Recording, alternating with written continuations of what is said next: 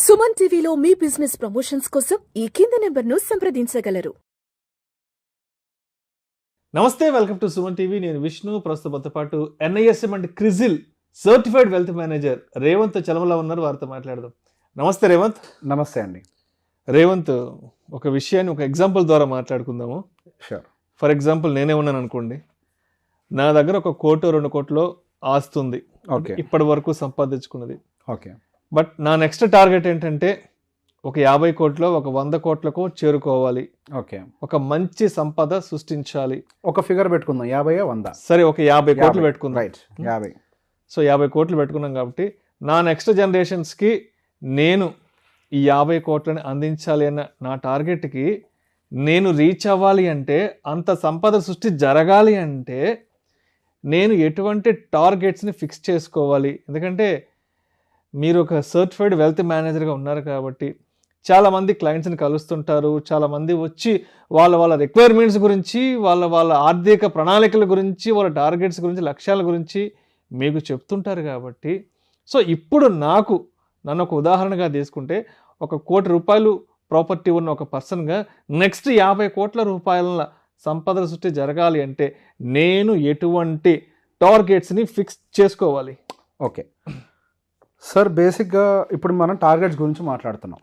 ఇప్పుడు మీరు చెప్పిన దాంట్లో మీకు ఇంకొక 30 years టైం ఉంది అనుకుందాం వెల్త్ క్రియేషన్కి. సార్ మనం మిడ్ ఏజ్లో ఉన్న వాళ్ళం కాబట్టి ఇంకొక 30 yearsలో ఒక 50 కోట్ల టార్గెట్ని రీచ్ అవ్వాలనుకుంటున్నాం. సో బేసిక్గా అసలు మన టార్గెట్ ఐడెంటిఫికేషన్ అనేది కరెక్ట్గా ఉండాలి. ఓకే, మనం టార్గెట్ అనేది కరెక్ట్గా ఫిక్స్ చేసుకోకపోతే మీకు ఎఫిషియన్సీ ఉన్నప్పటికీ మీరు యాక్చువల్గా మీరు ఎంత చేయగలుగుతారో అంత చెయ్యరు. ఇప్పుడు మీరు మీ శక్తి 100 కోట్లను చేయగలిగే శక్తి మీలో ఉండొచ్చు, కానీ మీరు టార్గెట్ 50 పెట్టుకున్నారు అనుకోండి ఫర్ ఎగ్జాంపుల్. ఓకే, సో దానివల్ల మీరు యాక్చువల్గా 100 కోట్లకి వెళ్ళాల్సిన వాళ్ళు 50 దగ్గర అవుతారు. ఐ టెల్ యూ, మీరు ఏం చెప్పారు? ఎగ్జాంపుల్, నా దగ్గర 1 కోటి రూపాయలు, 2 కోట్లు నేను 1 కోటి తీసుకుంటా. ఓకే, మీరు ఏవీ చేయకపోయినా మీరు ఆ 1 కోటి రూపాయలని ఒక భూమి కొని వదిలేసిన 30 ఏళ్ళకి అది 30 కోట్లు అవుద్ది. ఇక్కడ మీ కష్టం ఏంటి? మరి 30 సంవత్సరాలు ఖాళీ కూర్చుంటారా? లేదు. ఓకే, ఇదేంటి కన్జర్వేటివ్ స్టైల్. ఒకవేళ మీ గురించి నాకు తెలుసు, బేసిక్గా ఒక్కొక్కరిని ఒక్కొక్కలాగా అనాలిసిస్ చేస్తాము. మీ గురించి నాకు కొంత అవగాహన ఉంది. మీరు ఒక మోడరేట్ రిస్క్ అని తీసుకోగలుగుతారు. మీరు మోడరేట్ రిస్క్ తీసుకొని ఒక నార్మల్, ఇప్పుడు లార్జ్ క్యాప్లు మనకి మ్యూచువల్ ఫండ్స్లో మినిమం 17% ఇస్తున్నాయి. 16తో క్యాలిక్యులేట్ చేసిన మీరు 1 కోటి రూపాయలు అందులో పెడితే అది 85 కోట్లు అవుద్ది. మీరు కొద్దిగా అగ్రెసివ్గా స్టెప్ తీసుకుంటే స్మాల్ క్యాప్లు ఏమైతే 25, 26, 27 ఇస్తున్నాయి. 20 టార్గెట్తో పనిచేసిన 200 కోట్లు అవుద్ది. ఇప్పుడు మీ టార్గెట్ కరెక్ట్గా పెట్టారు, 50 కోట్లు తప్పుగా పెట్టుకున్నారా? కరెక్ట్గానే మీరు 50 కోట్లే పెట్టుకున్నారు టార్గెట్. అంటే మీరు ఏం చేయకపోయినా మీరు ఇప్పుడు చెప్తుంటే 50 కోట్లు కాదు 100 కోట్లు పెట్టుకుంటే బాగుంది కదా అనిపిస్తుంది. 100 ఏంటండి, మీరు 20% వర్క్ చేస్తే 200 కోట్లు వస్తుంది మీకు ఆ 1 కోటి రూపాయలు. సో మీ టార్గెట్ 200 కోట్లు కాదు, మీ టార్గెట్ కనీసం 300 కోట్లకు ఉండాలి. మీరు ఏ పని చేయకపోయినా ఇప్పుడు మీ దగ్గర ఉన్న 1 కోటి రూపాయలు 200 కోట్లకి తీసుకెళ్తుంది కదా. సో దీనికి మనం ఏమి రాళ్ళు కొట్టబల్లే, ఏ పని లేదు, బస్తాలు మోయబడలేదు. కరెక్ట్గా ఇన్వెస్ట్ చేస్తే చాలు. ఇన్వెస్ట్ చేసి ఒక స్ట్రాటజీతో, ఒక విజన్తో ఇన్వెస్ట్ చేయాలి అంతే. ఓకే, అంతేగాని ఏదో భుజాల మీద బండరాలు మోసేసి రాత్రికి ఆటో రిక్షా దొక్కేసి ఇంత అవసరం. మార్కెట్ గ్రో అవుతూ మిమ్మల్ని అక్కడికి తీసుకెళ్ళిపోద్ది. సో ఈ లోపల మీరు పని చేస్తున్నారు, మీ ఫ్యామిలీలో కూడా వర్కింగ్ ఉన్నారు, మీరు ఈ లోపల డబ్బులు సంపాదిస్తూ ఉంటారు, ఇంకా సేవింగ్స్ చేస్తారు, ఇన్వెస్ట్మెంట్స్ చేస్తారు. సో 200 కోట్లు కొద్దిగా అగ్రెసివ్గా ఇన్వెస్ట్ చేస్తేనే వచ్చేస్తున్నాయి. మరి ఈ 30 సంవత్సరాల గ్యాప్లో మీరు ఇంకా వెల్త్ని క్రియేట్ చేయాలి. సో బేసిక్గా మీ గోల్ సెట్టింగ్ క్లియర్గా ఉండాలి. ఇక్కడ 200 కోట్లు అసలు మీ టార్గెట్ కాదు. మీరు ఏం చేయకపోయినా ఆ 1 కోటి రూపాయలు సంపాదించి పెట్టి అసలు 20% CAGR ఉండేటువంటి రిటర్న్ క్రియేట్ చేసేటువంటి ఒక పోర్ట్ఫోలియో ఎలాకేషన్ పెట్టుకుంటే చాలు. ఇన్వెస్ట్మెంట్ ఇన్స్ట్రుమెంట్లో ఎలాకేషన్ కరెక్ట్గా ఉండాలి. సో అట్లా ప్లాన్ చేసుకుంటే అదే 200 కోట్లు అవుతుంది, 1 కోటి రూపాయలే. ఇప్పుడు మీరు ఇంకా సంపాదిస్తున్నారు, కన్సిడర్ చేద్దాం, నేను ఎగ్జాంపుల్గా చెప్తున్నా. ఫర్ ఎగ్జాంపుల్, మీరు, మీ వైఫ్, మీ ఫ్యామిలీ ఇన్కమ్ 2 లక్షలు ఉందనుకుందాం. ఓకే, మీరు 2 లక్షలు ప్రతి నెల సంపాదిస్తుంటే ఎంత వద్దన్నా కానీ మన బేసిక్ థంబ్ రూల్ ప్రకారం 20 to 30% అయితే ఇన్వెస్ట్మెంట్స్కి పంపించాలి కదా. అంటే 2 లక్షల్లో 40,000 రూపాయలు మీరు ఇన్వెస్ట్మెంట్స్ చేయాలి కదా. సో 40,000 రూపాయలు మీరు SIP ఇప్పుడు కాన్స్టెంట్గా చేసుకుంటూ పోయినా అదొక 35 కోట్లు అవుద్ది. ఏది? మోడరేట్ రిస్క్ తోటే. ఓకే, కొంచెం అగ్రెసివ్గా తీసుకున్నారంటే ఒక 60 కోట్లకు కూడా వెళ్ళొచ్చు. ఓకే, మీరు ఈ గ్యాప్లో మీకు సంపద పెరగదా? మీ ఇన్కమ్ పెరగదా? మీ ఇన్కమ్ పెరుగుద్ది కదా, మీ సేవింగ్స్ కూడా పెరుగుద్ది కదా. సో నెక్స్ట్ 100 crores మీరు ఏం చేయకుండానే రాగానే జస్ట్ ఇట్లాంటి లైఫ్ స్టైల్ వెళ్ళిపోయిన ఇంకో 100 కోట్లు సంపాదించేస్తారు. సో ఇప్పుడు మీ టార్గెట్ ఏంటి?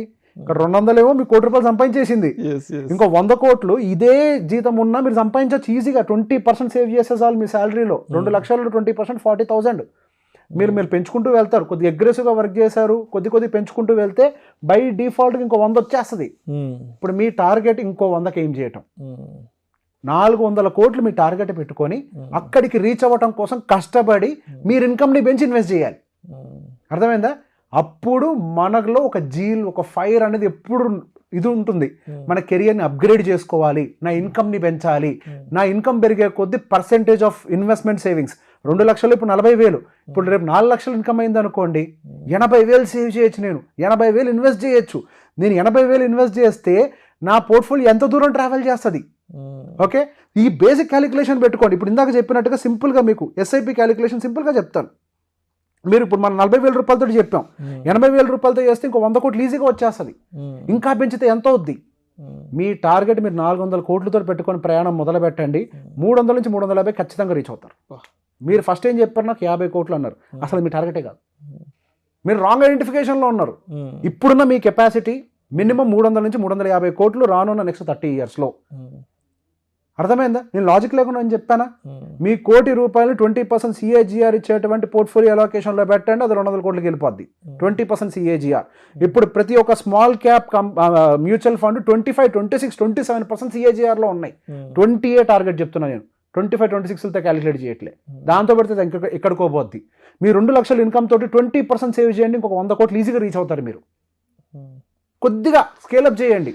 300 నుంచి 400 కోట్ల మధ్యలోకి మీరు ఈజీగా రీచ్ అవుతారు. మీ టార్గెట్ 400 పెట్టుకోండి, 350 కైనా రీచ్ అవుతారు.